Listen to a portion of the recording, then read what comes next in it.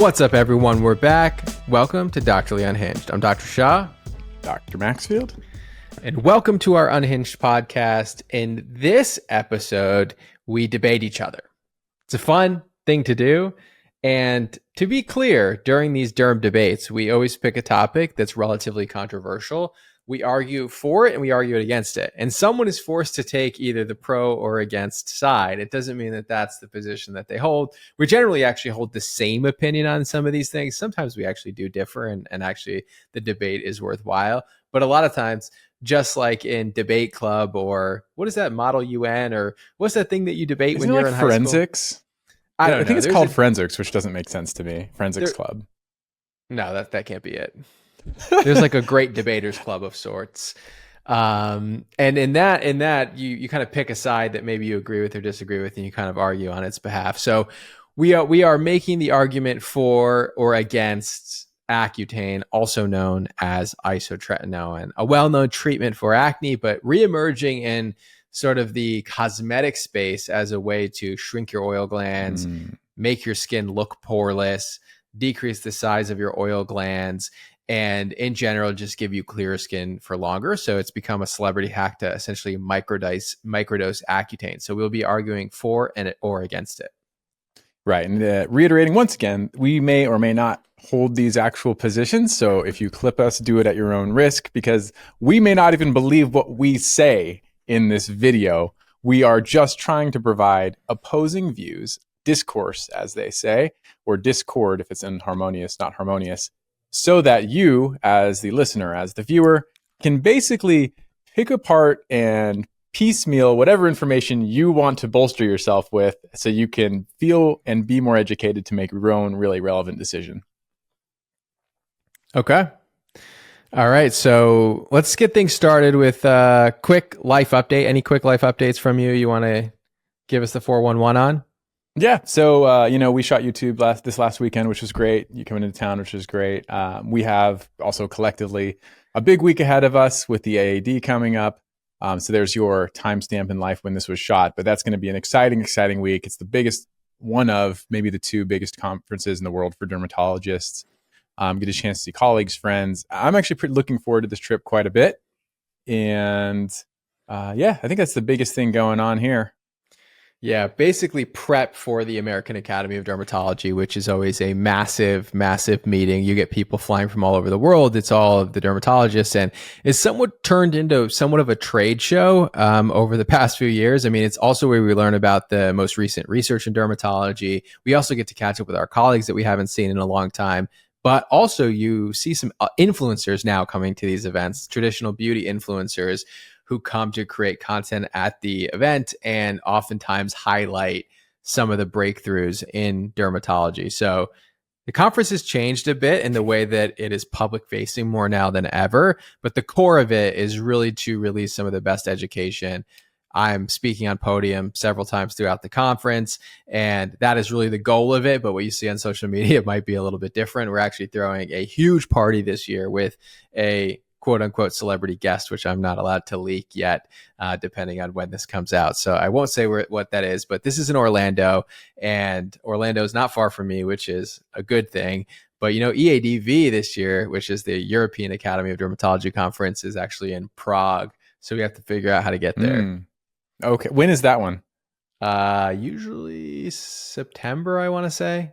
All right, plenty of time to make that happen. So cool. That'll maybe be on our hit list for the year. So after this, so that's our life update. Any other life updates from you? Just quick life update. Apparently, I was in this commercial that ran 3 times during the Oscars, and I got inundated with texts, DMs from you, comments from all of you. Apparently, everybody saw this commercial but me, because I was in flight leaving. I was hanging out with Dr. Maxfield. I was flying back. They, of course, did not tell me that this was going to run during the Oscars, and everybody saw it. Proud moment for my family. Very cool to see. Big commercial with Neutrogena that we did. It's kind of surreal that these type of moments happen in general. But yes, I see all the comments with you telling me that you saw the commercial, which is very cool. Can I just show? So for those of you on YouTube, I'm going to freeze a screenshot here. Actually, I'll screenshot this. So I was looking at this commercial that Dr. Shah shot.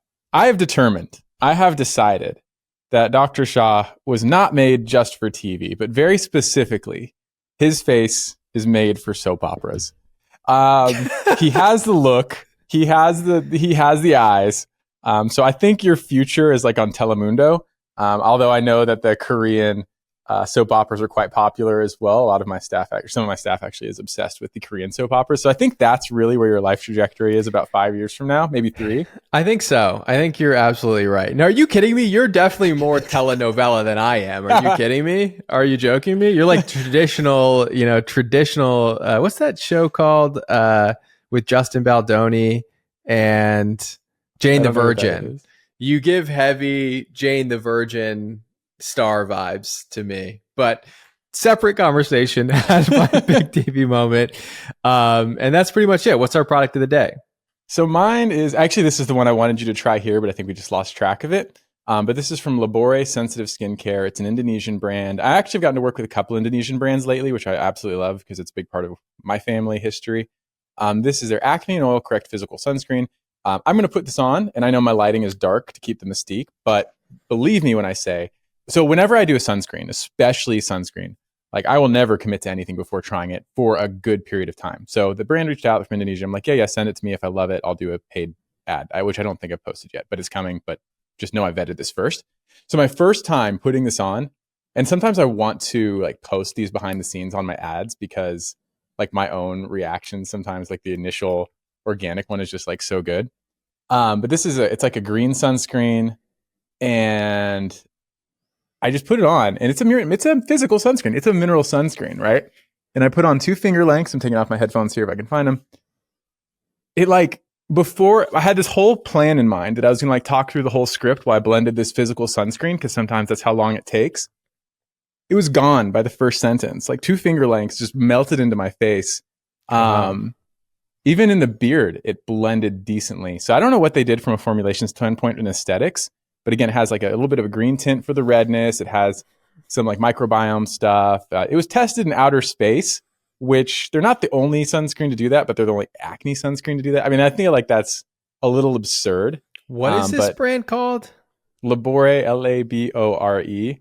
And on their website, I put this up on my stories, there's actually a seal of approval that says safe for Indonesian skin. And I was like, oh, no way. Like, I've never seen this before. It's sort of interesting that you say that, because when I actually launched CeraVe in Indonesia, and I tried very hard to get you there, and I'm in Jakarta, and the most common question that I got from the audience in Indonesia was, are these products good for Indonesian skin? So I think that there is this concept there that is pretty prevalent, that products need to be formulated for their skin type.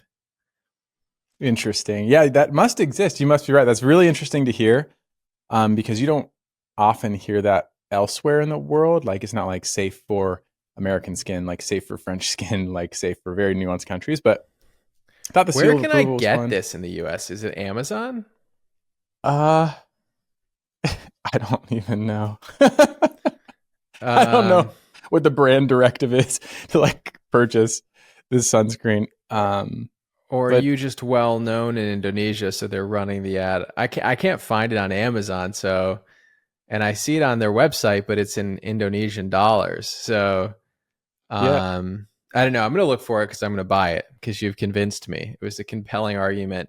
Product of the day, just because we launched Remedy for Dandruff. For those of you who listen to the podcast only, which I know there are quite a few of you who don't listen to the other content, we have officially launched Remedy for Dandruff. It's our all-in-one treatment for dandruff. Never has it been done before, where someone was to combine salicylic acid, the active ingredient, with ketoconazole and niacinamide, and also make the product fragrance-free. So it's a heavy hitter for treating dandruff. Leave it in the scalp for 2 to 3 minutes, wash it out. Of course, because it has ketoconazole, it has some other benefits for people who have that androgenetic alopecia. Even though we don't technically treat hair loss, it has been shown that ingredient in studies to be helpful. So that's our big reveal. I've been working on it for a long time. I think it's some of the most beautiful packaging that we've created so far. So many of you have already purchased it by the time that you're listening to this, and I hope that you get it, and I hope that you love it. It is a good one too. I've been using it since this is Anyway, I've been using it for at least a month now. You think maybe like a month and a half. I absolutely love it. It is extremely effective. Like I like the way you positioned it, almost like a clarifying shampoo too. I do think Mm-hmm. people who are looking for those really would love the way this feels for their hair. Yeah. So outstanding.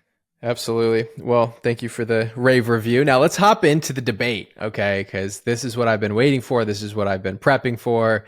And I am taking the position against Accutane. Now, this is a very difficult position to take because I prescribe Accutane all the time.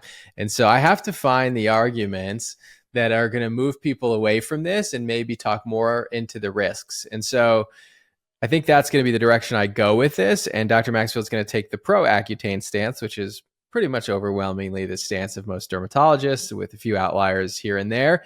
But from the public perspective, I do think the anti-Accutane stance is pretty strong. So let's get into the debate.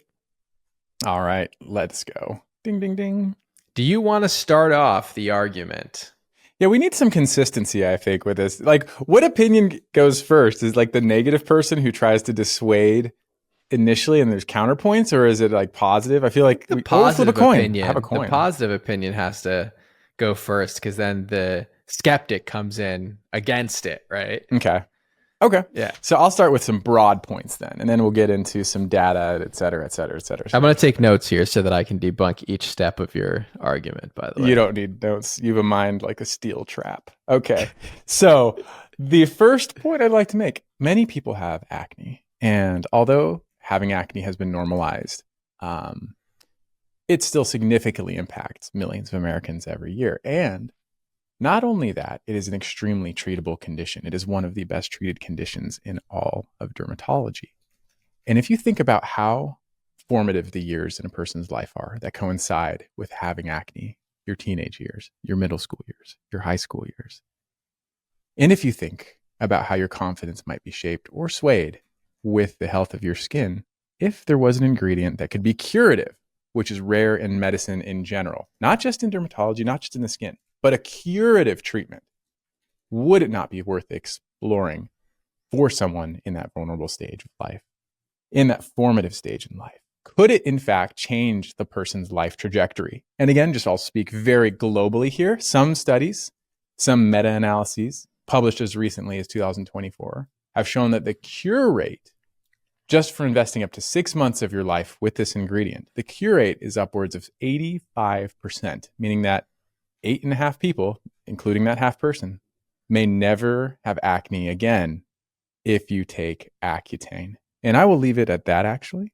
Just know there may be nothing more effective for your acne, for your skin. Are you going to make any argument towards the more cosmetic approach for non-acne patients? Okay, I can. Yeah, sure. So beyond acne, beyond acne, let's say Accutane is curative for acne. Let's say you buy that data. What else can this ingredient do? Well, there are some other conditions that may leave people continuously searching if you do not open yourself up to the possibility of isotretinoin or Accutane. Phymatous rosacea. This is a condition where your oil glands permanently enlarge. Your nose may become enlarged to the point of being severely disfigured, to where it will tremendously impact and can tremendously impact the way you see yourself on a daily basis.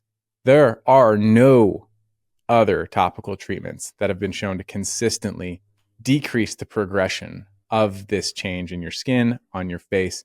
Accutane, again, might be the only option for someone like that. Additionally, you even think about some of these other things. Let's say you have oily skin. And I'm going to exaggerate the use of this for the sake of argument. Let's say you just have a really oily skin. Let's say you have a really oily scalp. Let's say that affects your day. Let's say you have, we actually have a close friend and colleague who struggles with this, and I've been trying to get her on Accutane for 10 years now, perhaps. She brings blot paper with her to the office because her skin is so oily. And instead of dealing with that oily skin on a day-to-day basis, she could have started Accutane 10 years ago and just been done. So greasy scalp, greasy face, acne, rosacea, or maybe even enlarged pores, all of that might have a role and might be solved with Accutane where nothing else could work. Okay, so the argument for even oily skin here. Okay, so here's the position that I take. So I'm vehemently against the use of Accutane, also known as isotretinoin, which is a vitamin A derivative. And I will not argue you on the efficacy point. I do believe it is the most effective treatment for acne. I believe that all the data suggests that this is true. I also think, well, I guess you could make the argument that there are other vitamin A derivatives that could be more effective for acne. I don't even know if they've been tested in those conditions, but you know, like olitretinoin and some of these other, higher affinity binding vitamin A derivatives. But regardless, it's the most commonly used.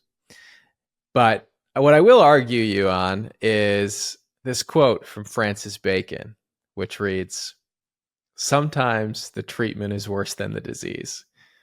And I want to argue you on the point of the side effects and whether or not the side effects are worse than the acne. Now, I understand that this is something that each patient could debate, right? And this is a conversation I often have with my patients is how much is this affecting you? And are you worth bearing the side effects in order to have a conclusion to your acne in the simplest, most straightforward way? So we kind of weigh the pros and the cons of this. But the risk of this medication are extremely high. And it is a band-aid in my mind where we're not really thinking about what is causing this underlying condition. And I'll get into a little bit about that.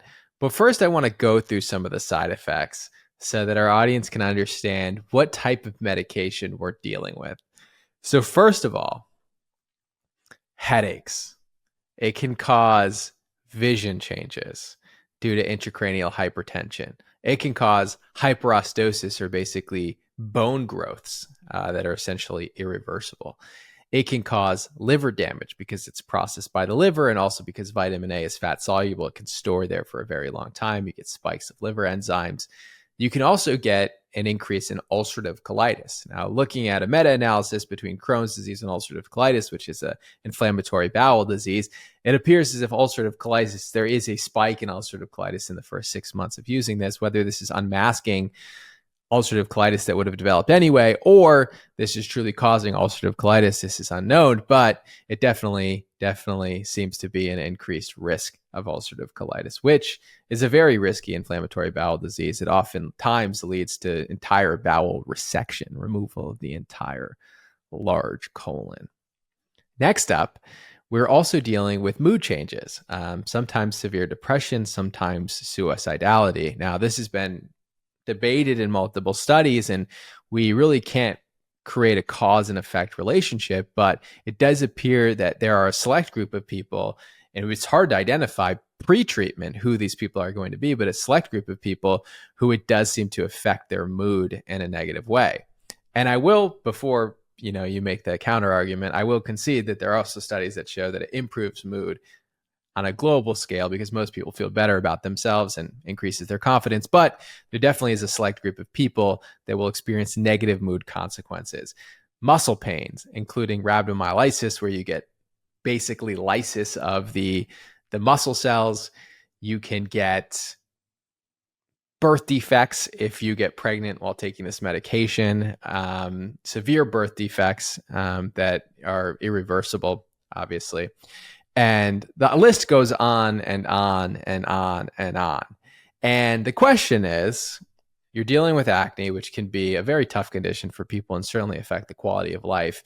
But isn't it the case that we could try other treatments like an oral doxycycline or a topical tretinoin or a combination of these and some of the newer medications that are coming on? Like, have we really exhausted all the options before leading into this medication, which has a slew of side effects and in fact has a black box warning?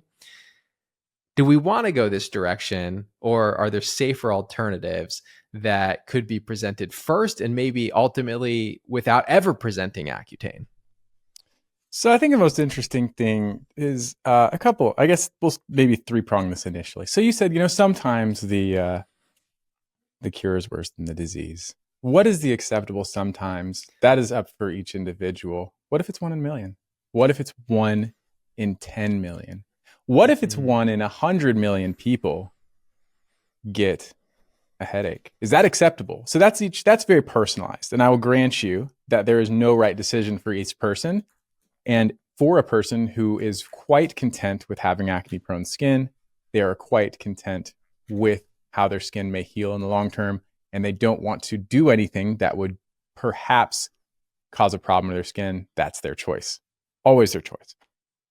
I do think also, too, you use the word et cetera, et cetera, et cetera. I would like to encourage you, and I would like to actually give you the platform to go on about side effects, because the inference there was that there were a lot more by not continuing or closing that statement. And I would like to hear what else there is, because I think that was fairly exhaustive, and I don't appreciate you leading the audience into assuming there's a myriad of more side effects than what you already stated. That's a fair. Okay, so you can also get persistent dryness. So 100% of people that take this medication will get dry, which is why it could be a good treatment for oily skin. But there are some people who experience persistent dryness because of the way that this basically shrinks and maybe eliminates your oil glands in some cases. Dry lips can be permanent. Dry eye can be permanent in some cases. Some people get sexual dysfunction that sometimes doesn't resolve. Some people get closure of the growth plates early, especially if you're a younger kid. You can also get, I mean, is that enough? Isn't that enough? I don't know. Is there more that I No, I think that's I think that is very complete and thorough. But I just want the audience to know and feel equipped with the complete breadth of possible adverse events without assuming that there's more. Although I will grant that there is also the rare occasion of perhaps leukopenia, decreased red blood cell or white blood cell counts, decreased platelets. So I'll round out the list for you there. But you mentioned something also too. Well, like, what about other options? So I will start from the back end and work forward. Why not start something else? And like an oral antibiotic? Because when you're talking about Accutane, in general, the people who are going to benefit the most are the people with the worst acne, because topical treatments do not work well for severe or cystic acne. And in order to prevent permanent scarring that will certainly be with them for the rest of their lives, as opposed to some of these other adverse events, to prevent scarring, you would need to start these treatments earlier. And there are probably only a couple options for that: oral antibiotics and isotretinoin. Maybe some new lasers, but TBD on that, and good luck paying for that. So there's a nice meta-analysis actually that came out in 2024 comparing specifically two groups of people: 79,000 individuals on isotretinoin versus 79,000, and it's actually very precise, 79,012 people on isotretinoin versus 79,012 people on oral antibiotics. And if you look at the meta-analysis on the study, and maybe I ought to link this. I'm just going to read it. International Journal of Dermatology, risk of timing of isotretinoin related laboratory disturbances, a population-based study, right? Okay, so there it is. That exists. Now, we take a look at the side effects. Is isotretinoin more dangerous than oral antibiotics? And when you look at the data, it does have an increased risk of elevated triglycerides, elevated fat levels in the blood. Now, is that dangerous? There may be no clinical significance whatsoever, because the vast majority of people even though this was the most common laboratory abnormality, the numbers were only mildly to moderately elevated for the vast majority. 0.4% of individuals had severely elevated triglycerides. And again, that value being greater than or equal to 500 milligrams per deciliter. What's the clinical significance there? Maybe none. Maybe none. Maybe no cases of pancreatitis associated with even that lab result. From there, you have cholesterol, elevated hypercholesterolemia. Again, almost, actually, 0.1% of people had mild. 0.0% of people had severely elevated hypercholesterol. Although there were people, it just statistically was completely irrelevant given the sample size. Liver enzymes, nearly always mild. Only 0.1% had elevated ALT greater than 2 times the upper limit of normal. And again, is it clinically significant? Really no clinical outcomes, so to speak. And then creatine, really no signal there. And Interestingly, you mentioned some other factors too. So these are just some of the quantifiable end organ results, meaning that you can actually measure how vicariously the health of an organ based off of the blood work. And so there may be no signals for severe clinically relevant, meaning that you had to seek treatment or had any long-term adverse events based off of this vitamin A treatment, which is, vitamin A is kind of a natural ingredient, versus an oral antibiotic, which is kind of a chemical. Um, and interestingly, too, some of the other conditions you mentioned, like muscle aches, we can measure that with CK. Interestingly, in none of the studies, nowhere does it exist to recommend monitoring CK, even though we do know some people who do it. There may be no clinical significance there. It's never even on the board in terms of what you should monitor. And similarly, the guidelines, because of the lack of clinical relevance, the lack of real world change, the lack of actionable items, it's really questionable even whether you need to monitor blood counts, because even though it might fluctuate slightly, there doesn't seem to be any historicity of really impacting a person overall. And that's just your end organ stuff. But we'll go into mood and psychiatric disturbances, psychiatric health as well. Let's talk about, why does the government in the United States make patients and providers enroll in a system called iPledge that monitors the use of this medication, and you cannot get it without government approval? Most prescriptions, there are very few, maybe less than what I can count on one hand, where if you prescribe it, it has to go through a government system and ultimately get approved by both pharmacy, patient, and provider. And why do we have to have them sign a consent and essentially walk them through a very laborious process of educating the patient on the risk of this medication if it's not a high-risk medication, which you seem to infer from your interpretation of the data? Ooh, that is true. That is true. So yeah, the government has taken it upon their shoulders to regulate this ingredient, perhaps like nothing else. What else does the government regulate like force you to do? In my mind, I'm thinking like seat belts. I'm thinking like, what else is there? So are you also saying you're against seatbelt, or you're for seatbelts?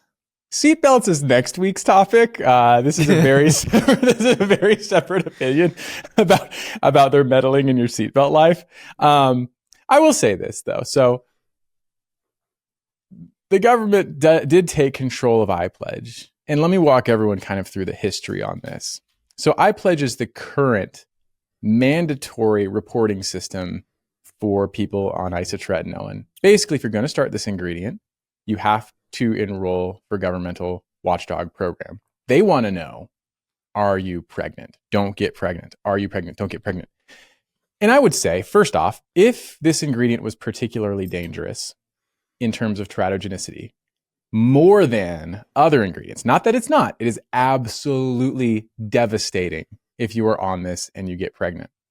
It is interesting, however, Acutane, which is another form of vitamin A derivative, which when taken and co-consumed with alcohol converts into etretinate. That lasts into your system for years, up to 3 years. I would argue that this is perhaps Big Brother overreaching, because there is certainly a similar ingredient with a more dangerous profile in terms of how long it stays in your body that for some reason they're completely hands off on. They have no desire to regulate this. You can be on this ingredient without touching a form for the government. Isn't that interesting? So I wonder if there's some sort of nefarious compensation.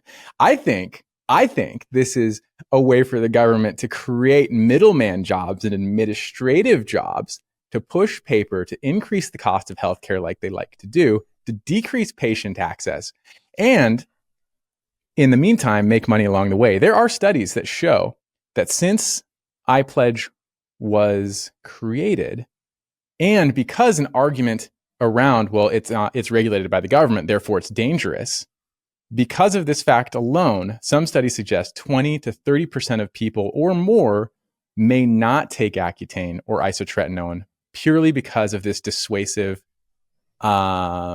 cloud around this ingredient, and prescribing rates after the inception of iPledge have decreased. I would also argue that may not only be because of fear mongering, but also because of hurdles that are put upon people to get access to a possibly effective medication. And iPledge does absolutely nothing. iPledge is absolutely trash.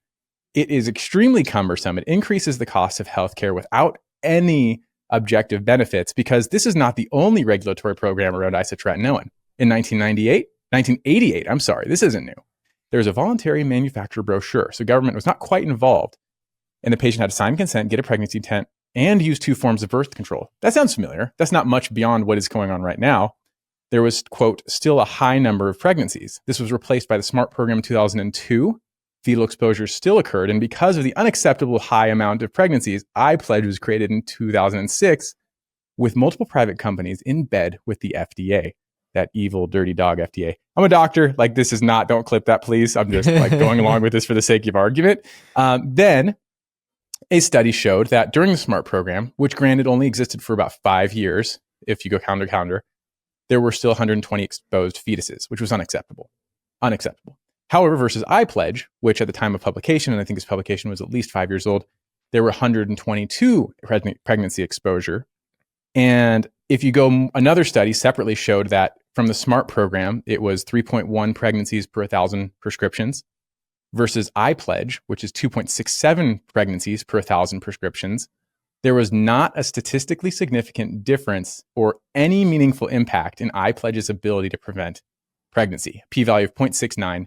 And last point on this is that, is isotretinoin the only ingredient that can cause fetal harm in the treatment of acne? And absolutely not. Doxycycline, spironolactone, even some of the over-the-counter herbs, as they say across the pond, may be unsafe during pregnancy that have been used to treat acne. So again, I propose that this is not only unhelpful, but perhaps it's nefarious, and I don't think there's any logical reason that they should be so honed in on Accutane or isotretinoin compared to any other ingredient.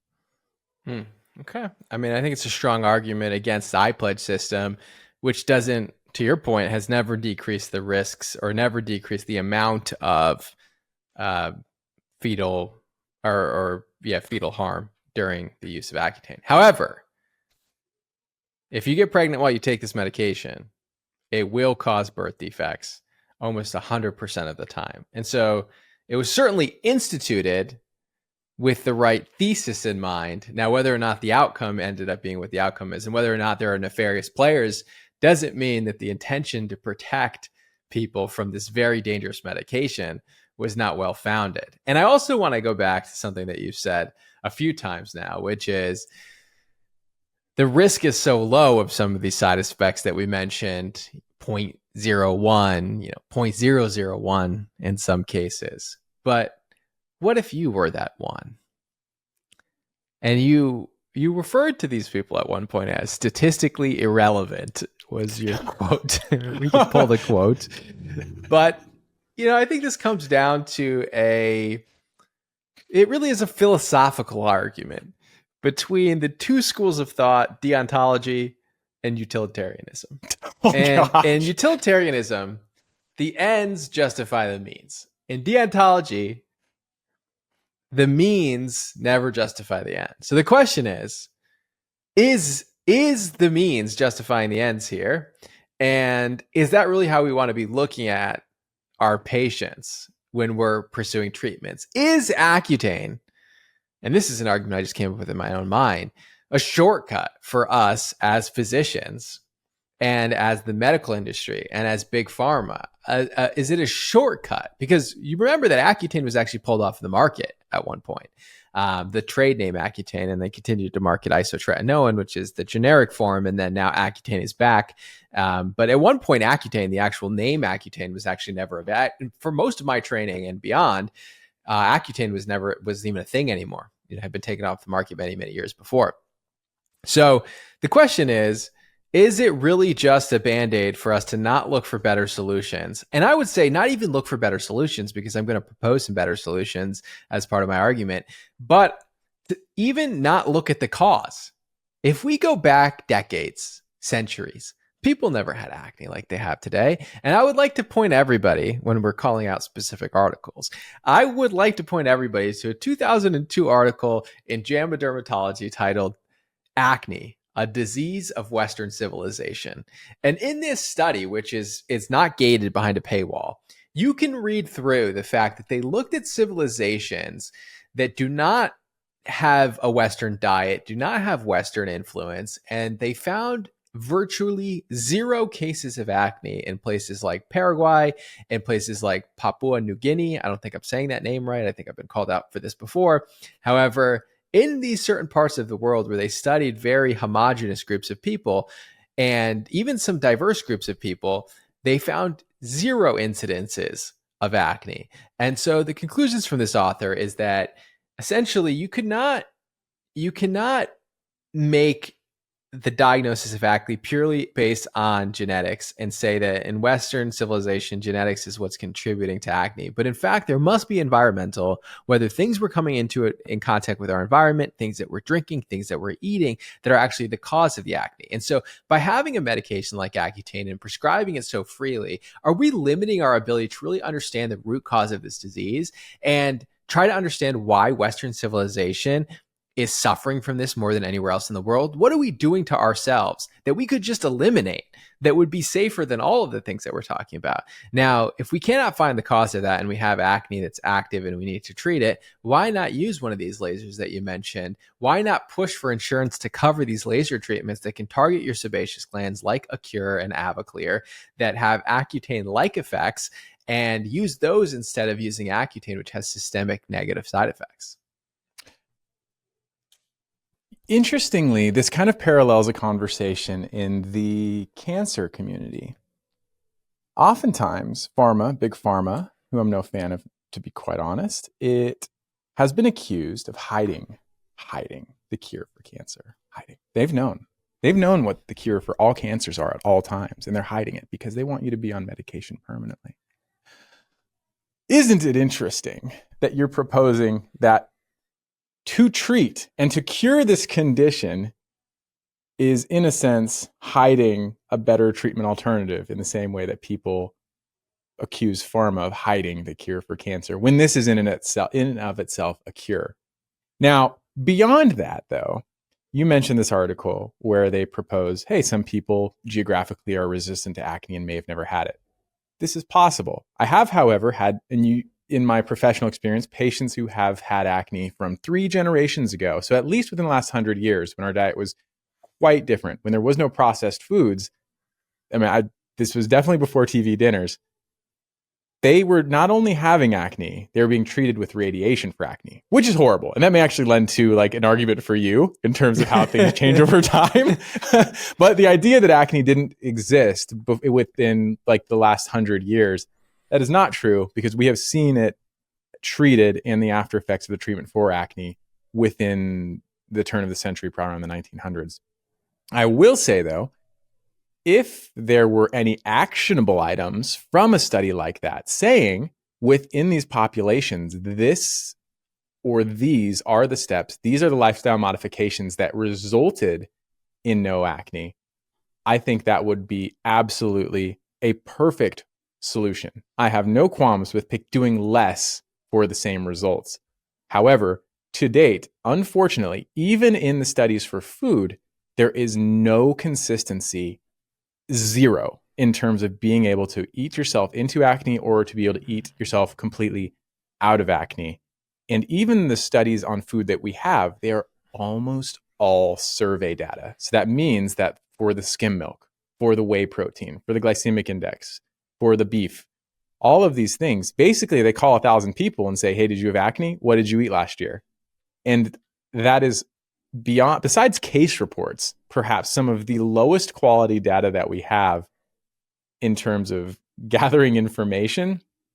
And so unfortunately, as much as I personally and professionally would love to see inexpensive lifestyle modifications cure a person's acne, there seems to be so much more to the story that there is no consistent action that a person could take that would cure their severe acne, unfortunately, to date.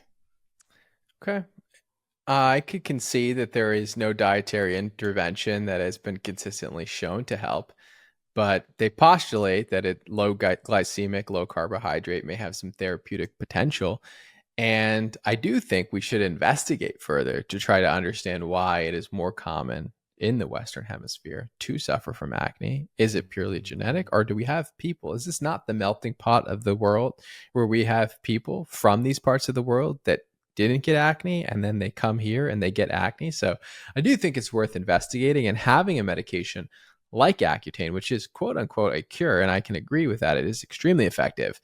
Is it keeping us from actually looking for a real treatment for this? And then to your point with this in cancer is, I would actually say that these are very different in the sense that, although acne can be disfiguring and it can affect your self-confidence, and it's a very important condition, especially to the people who suffer from it, when people do this with cancer and try to avoid traditional treatments in the treatment of cancer, oftentimes this leads to death, right? So the outcome of seeking alternative treatments, they're often very different. Now, if you're the person suffering from it, it may feel similar. But that being said, if you have pancreatic cancer and you go the alternative therapy route because you don't trust big pharma, there's a higher chance that this is going to spread all over the body and that you're going to die, versus somebody who maybe explores some alternative treatments or even goes on to get one of these lasers that targets the oil glands now. And I feel like this has not been something that has taken off.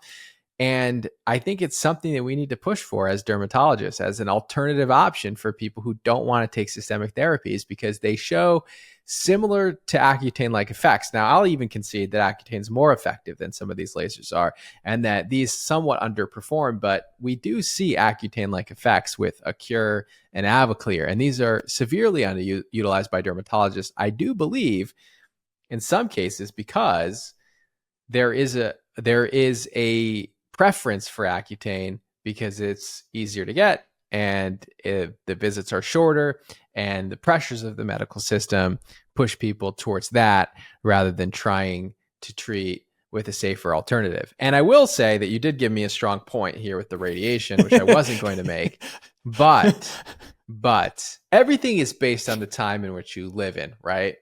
And once upon a time, it seemed as if radiation was a good treatment for acne. And we look back at that and we say, oh, that was barbaric. And now we live in a time where Accutane is an acceptable treatment. But are we going to look back and say, wow, I can't believe we were giving people Accutane? That thing was causing birth defects. And is having a cure with maybe acceptable side effects keeping us from finding a safer alternative for our patients? It only would be if it was limiting innovation elsewhere. So, meaning that if people were making money left and right on Accutane and isotretinoin, if this ingredient wasn't generic and there were some money-grabbing individuals who are looking to capitalize on this ingredient, similar to perhaps even the weight loss medications now, Ozempic, where we see a lot of big pharma competing with compounding just to provide access for this ingredient, perhaps that would be true. But because we are seeing innovation in the terms of lasers, I think that shows that there is still a market for progress in the treatment of acne. And even despite the fact that no one's willing to pay for it, this is the biggest problem, I think, in that, let's say these lasers are the future. Does that take away from a person's ability or lack of ability to choose anything other than Accutane for an effective acne treatment now? And it really doesn't, because these lasers are unaffordable. Like, I want an Accure laser in my practice. I want it. Most of my patients, especially because I put myself in these smaller communities, there's no market for it. Very few people can pay $5,000, $3,000 to get a cure for their acne, as opposed to the $65 per month on GoodRx times 6. So it's $360 versus $3,600 to cure acne with the isotretinoin versus laser, respectively. And perhaps there is somebody nefariously, I'm using this word a lot today, but there might be somebody might be a big company out there holding this back, holding the hands of the government, keeping them from approving the treatment for some of these devices, because it's a lot to ask of a dermatologist to spend $300,000 on a device that they will only be able to treat 10 people with over the course of 5 years. In fact, it is impossible. So there are some hangups in the higher ups preventing progress from being implemented, preventing technology from being utilized in mass. But despite that, it doesn't change in the moment what a person can pick between, because the options just really aren't there for everyone. Okay. So given that the options aren't there for everybody, we settle for Accutane. However, Yes. we could work as dermatologists harder to lobby our insurance companies and our Medicare, Medicaid colleagues and Capitol Hill to push for this, right? To be reimbursed for some of these laser treatments, maybe chemical peels, maybe anything other than Accutane, which is one of the only things that is ultimately covered and still unaffordable for a lot of people. But we can dissect the healthcare industry and insurance companies at a later date. But what I think here is I'm going to kind of summarize my argument here and I think we need to do mood, though, before you do closing arguments. We have to touch on depression. All right, let's touch on depression as one more point. Though I will just reiterate my argument here that there's been no causative association, and mood has been increased in some select groups of patients. And it does seem as if there are some people that have horrible psychiatric consequences from using this medication. Yes. So I think you being the naysayer in the argument, we can anchor on the last part that some individuals may have horrible, deleterious results from Accutane and depression. There are other things. It's not just depression. Is it really depression to its fullest extent suicide? Is it anxiety? Is it any other psychological condition? And I'm actually going to quote and pull the worst statistic here to argue your point. In 2020, Batsali et al., they showed that up to 21% of people had a significant risk, an absolute risk of developing depression, mood disorder, and bipolar disorder. However, this is the outlier. I'm going to again show my screen for a moment because, and maybe I'll link this because this is obviously going to be impossible to see. This is the only study in this entire review article that shows any strong signal. Everything else has a confidence interval of 1. And not only that, all of the other studies, perhaps, let's say almost all of the other studies, not only show a net neutral prospect, but they show a decreased risk of depression. They show a decreased risk of suicide attempts post-treatment, as even compared to the general population, and certainly compared to those with acne who are untreated. And they show a decreased risk of other psychological conditions and disorders, not only while on it, but even post-therapy. And there are some significant things. There's actually some really interesting nuance where the older a person is, for every year of life that they are, and that this is approved I actually don't know when these ages start, but let's say arbitrarily you start at 12. The older you are, for every year of life, your risk of having any sort of negative psychological defect or effect goes down significantly.